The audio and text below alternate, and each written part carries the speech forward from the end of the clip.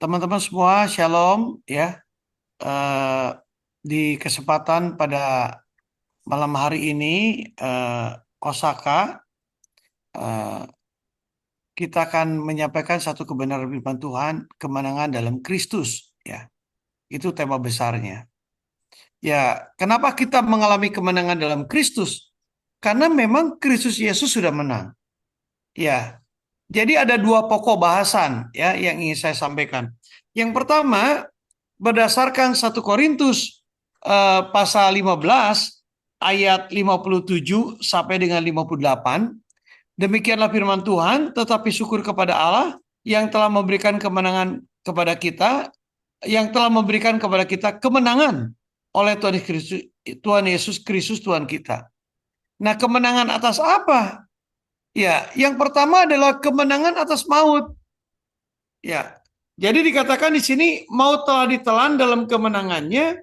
Hai maut, di manakah kemenanganmu? Hai maut, di manakah sengatmu? Sengat maut ialah dosa dan kuasa dosa ialah hukum Taurat. Jadi Yesus Kristus sudah mengalami kemenangan. Kemenangan atas apa? Maut. Maut itu adalah kematian yang kekal, kematian abadi, Bapak Ibu Saudara yang kasih. Ya. Jadi eh, dan itu sudah dikalahkan maut itu oleh Tuhan kita Yesus Kristus di atas kayu salib. Ya, tetelestai, ucapan Yesus Kristus yang terakhir, yaitu ucapan Yesus Kristus yang ketujuh, itu artinya it is finished, sudah selesai, dalam artian aku sudah menang.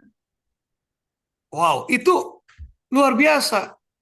Jadi bukan it is finished itu bukan berarti ya sudah selesai deh. Aduh, untung nih udah selesai. Misalnya orang ujian sekolah ya, dia ujian, dia juga tidak tahu bakal lulus apa enggak, tapi aduh udah capek nih. Akhirnya aduh sudahlah ujian selesai, tugas sudah dikerjakan, mau lulus-lulus, mau enggak, terserahlah. Yang penting aku sudah selesaikan semuanya. Bukan itu. Tetelestai itu, it is finished. Aku sudah menang. Ya, dalam hal ini berdasarkan Ibrani 2 ayat 14, Yesus Kristus melalui kematiannya itu mengalahkan maut. Ya maut tidak berkuasa lagi. Tidak bisa menguasai Yesus. Sehingga pada hari ketiga, Yesus bangkit dari kematian. Yesus hidup, live, selama-lamanya. Ya, Yesus hidup. Nah, kembali kepada kata tetelestai itu tadi, kalau kita perhatikan latar belakang kehidupan orang Romawi, tetelestai itu artinya jika seseorang ditangkap berbuat salah secara hukum, kemudian dijebloskan ke penjara, misalnya hukumannya 6 bulan atau setahun lah ya, atau 2 tahun, pokoknya ada hukuman tertentu lah, satu periode tertentu. Lalu si terhukum ini, si terdakwa, kemudian dia dihukum dan kemudian dia menang, maksudnya menyelesaikan hukumannya dengan tuntas. Lalu pada waktu dia keluar dari penjara, maka dia akan mengatakan tetelestai. Aku sudah menerima konsekuensi hukuman dan aku sudah menjalani hukuman. Jadi aku sudah selesai, sudah menang. Tidak ada lagi dakwaan kepadaku. Aku sudah bebas daripada hukuman. Nah, itu yang pertama yang Yesus Kristus kalahkan. Yang kedua adalah iblis. Ya, iblislah sumber segala bencana, Bapak Ibu. Kita harus tahu bahwa iblis seperti singa yang mengaum-ngaum, dan peperangan Anda dan saya juga melawan bukan eh, roh-roh yang ada di udara, bukan melawan darah dan daging, tetapi melawan penguasa-penguasa di udara. Dan ini berbicara soal iblis, Bapak Ibu. Menjelang Yesus Kristus datang ke dunia, iblis sudah ambil bagian. Alkitab mengatakan bagaimana iblis mencoba Yesus Kristus sampai 3 kali. Bahkan Lukas 4 ayat 13 menegaskan bahwa iblis itu sedang mencari waktu yang tepat untuk mencoba Yesus kembali. Ya, jadi itulah kemenangan Yesus Kristus lakukan. Kalau Yesus Kristus tidak bangkit, sia-sialah kepercayaan eh, iman Anda dan saya. Tetapi Yesus sudah bangkit. Ya, jadi Bapak Ibu Saudara kasih, kalau Yesus sudah bangkit, Bapak Ibu dan saya mengalami kemenangan itu. Mengalami kemenangan itu, Saudara. Ya. Dan Bapak Ibu dan saya akan masuk ke dalam satu kehidupan yang baru, new life. Ya. Saya bacakan ayatnya Roma pasal 6 ya. Karena ini masih berkaitan dengan kematian Kristus ya. Roma pasal 6 ayat 4 ya. Dikatakan di sini, dengan demikian kita telah dikuburkan bersama dengan Dia oleh baptisan dalam kematian, supaya sama seperti Kristus telah dibangkitkan dari antara orang mati dan kemuliaan Bapa, demikian juga kita akan hidup dalam hidup yang baru, new life ya, new life, karena Yesus Kristus sudah menang Bapak Ibu ya, kubur tidak bisa menguasainya. Lalu bagaimana dampaknya dalam kehidupan Anda dan saya lewat kemenangan Kristus ini?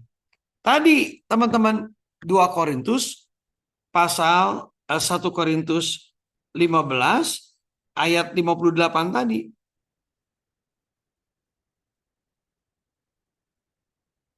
Ya. Karena itu saudara-saudaraku yang telah saudaraku yang kekasih, berdirilah teguh, jangan goyah.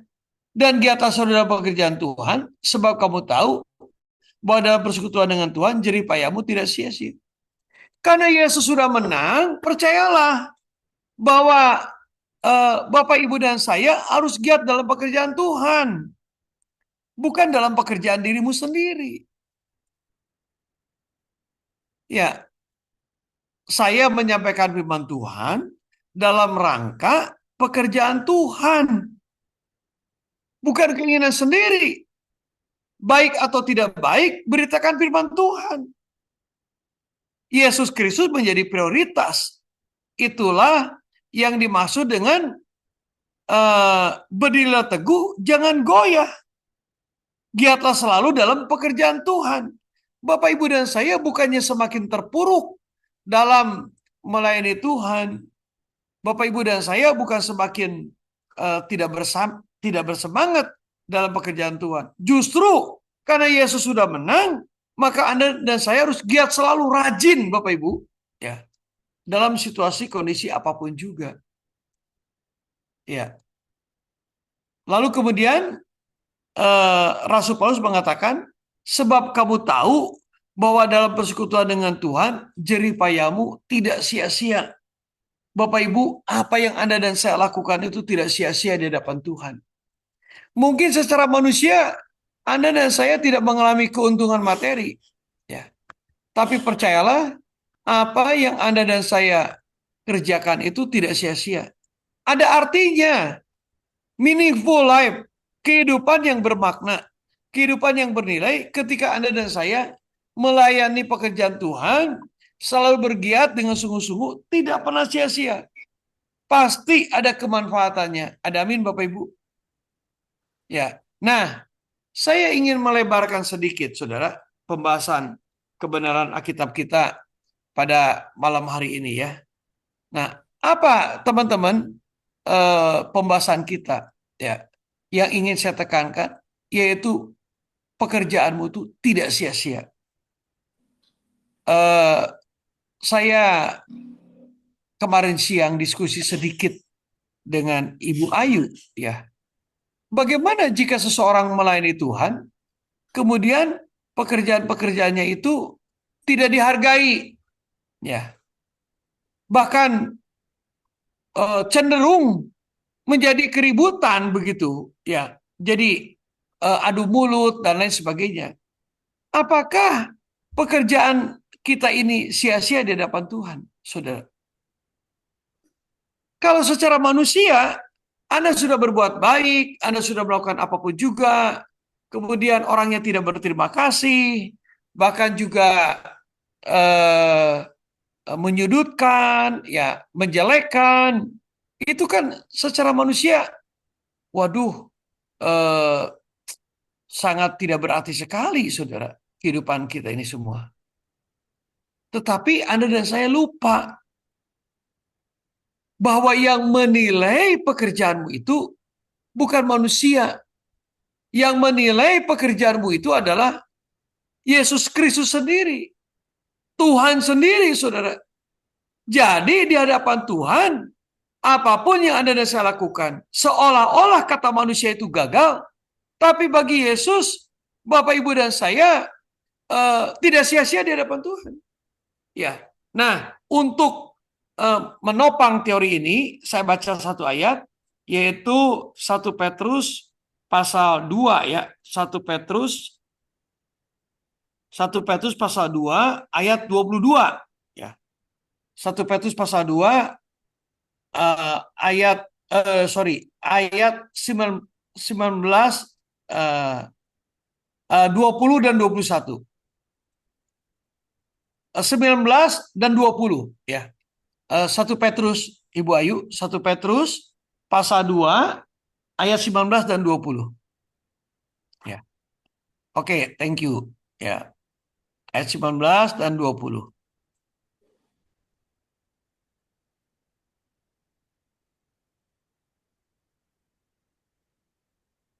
Ya, oke, thank you. Ya, ya, good. Saya bacakan ya buat teman-teman. Sebab adalah kasih karunia jika seorang karena sadar akan kehendak Allah menanggung penderitaan yang tidak harus ia tanggung.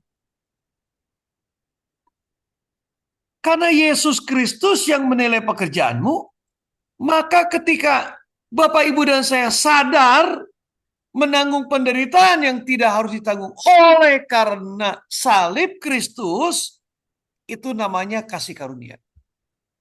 You are the chosen people in the name of Jesus Christ. This is like in the Old Testament when the prophet Noah instructed by God to build the big ship, the arks. Ya. Ini Bapak Ibu Saudara kasih, ini kasih karunia tuh Bapak Ibu dan saya dipilih Tuhan dari semua manusia atau hamba Tuhan di dunia. Bapak Ibu dan saya dipilih Tuhan dengan sadar menderita karena salib Kristus. Contoh dalam perjanjian lama itu seperti Nabi Nuh. Ya, karena kasih karunia Tuhan, dipilih oleh Tuhan membangun kapal yang besar. Dan itu bukan 1 hari, bukan 2 hari, itu berbulan-bulan. Dan ternyata seluruh umat manusia di dunia tidak ada yang mau masuk ke dalam bahtera Nabi Nuh. Hanya 8 orang dan selebihnya binatang. Tapi apakah yang dilakukan oleh Nabi Nuh ini menjadi sebuah kesia-siaan atau kegagalan? Tidak. Karena yang menilainya adalah Tuhan. Makanya Rasul Petrus mengatakan dalam ayat 20-nya, sebab dapatkah disebut pujian jika kamu menderita pukulan karena kamu berbuat dosa? Tetapi jika kamu berbuat baik dan karena itu kamu harus menderita, maka itu adalah kasih karunia Allah, saudara. Jadi Bapak, Ibu, dan saya, patokannya, pondasinya bukan sesuatu hasil yang Anda dan saya kerjakan, tetapi patokannya adalah salib Kristus. Dan yang menilai itu salib Kristus. Jika apa yang Anda dan saya lakukan sesuai dengan Alkitab, walaupun hasilnya sepertinya mengecewakan, walaupun hasilnya sepertinya tidak menyenangkan, walaupun hasilnya tidak membawa nama Anda menjadi nama yang besar di Indonesia, tapi dengar baik-baik Bapak Ibu, pekerjaanmu tidak sia-sia. Pekerjaanmu tidak sia-sia. Engkau menjadi pribadi yang penuh dengan kasih karunia Tuhan. Justru engkau harus bersyukur kepada Tuhan. Ya. Artinya teman-teman, uh, your spiritual journey is next level, ya. Jadi perjalanan uh, rohani kita itu adalah perjalanan yang naik tingkat, Bapak Ibu. Wow, luar biasa itu. Ya. Dan ayat ini jujur menghibur saya, ya. Menghibur saya, menguatkan saya, ya. Bahwasanya apa yang dilakukan itu tidak pernah sia-sia. Karena saya harus memandang bukan karena pekerjaan saya, tetapi karena salib Kristus. Ya, bersyukur bahwa saya boleh menyampaikan kepada firman Tuhan di bawah naungan, di bawah dorongan salib Kristus. Jadi Bapak Ibu saudara kekasih, kesimpulannya, dalam seluruh pekerjaan Tuhan, tugas Anda dan saya jangan pernah berhenti. Jangan pernah kita mundur, pensiun dini. No, Anda terus tetap berjalan, menabur benih firman. Kalau Bapak Ibu dan saya suka menolong orang, ya tetap kita lakukan untuk menolong orang. Cuman kita akan belajar lebih bijak, ya lebih teratur lagi, sehingga nama Yesus semakin dipermuliakan dan juga jiwa-jiwa baru akan dimenangkan, saudara. Nah, jadi Bapak Ibu saudara kasih, ayo terus melakukan pekerjaan Tuhan. Kita tidak perlu minder bertemu dengan pendeta-pendeta yang lain sebagainya. Kita tidak perlu minder karena kita tahu semua orang punya porsinya masing-masing di hadapan Tuhan, ya. Dan kita punya porsi tersendiri di hadapan Tuhan kita Yesus Kristus. Orang lain juga punya porsi tersendiri di hadapan Tuhan Yesus Kristus. Ya, jadi Bapak Ibu dan saya harus pandai, harus tahu percis mana yang dari Tuhan, ya Anda kerjakan tanpa perlu kita regret, menyesal atas apa yang kita lakukan dan kerjakan. Yang penting nama Yesus dipermuliakan, nama Yesus diagungkan, dan juga bersyukur selalu bahwa semua kasus-kasus itu sudah diselesaikan di dalam nama Tuhan kita Yesus Kristus. Tuhan memberkati semuanya Bapak Ibu. Ya,